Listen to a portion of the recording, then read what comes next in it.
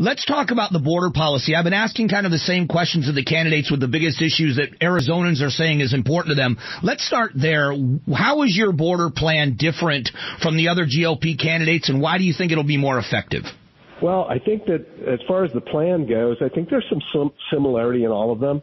I think what the voters need to ask themselves is which candidate is most likely to get things done. I've got a background, a record as long as my arm of actually having done the things that I say I'm going to do. And so I think that really makes a difference, Mike. But besides that, my plan, Operation Copper Shield, would deploy 1,200 armed National Guard members at the border to make sure that we start taking care of our own destiny and stop relying on Washington, D.C.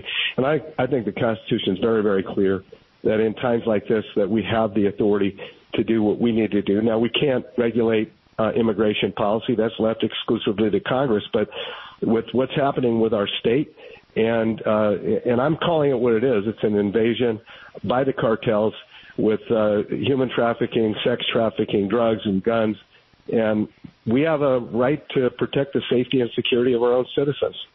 So do you believe then that the National Guard can be used in interdiction of those things for drug interdiction and human trafficking? Is that something legal under the Arizona Constitution and our Constitution, the national Constitution? Yeah, Mike, I think under these circumstances it would be reasonable, and I think that there's enough constitutional legal authority that would be the case. But the fact is, Arizonans are sick and tired of basically saying, well, it's not my responsibility. Washington has to do this. Washington has to do that.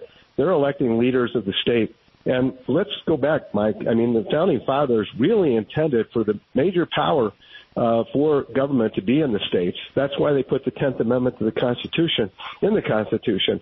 And everybody kind of refers to that as the states' rights, that all powers not granted in Article 1, Section 8 of the Constitution are left to the people in the states. And I intend as governor to push that as far as I possibly can, and I think the people that live in the state expect the governor to do that.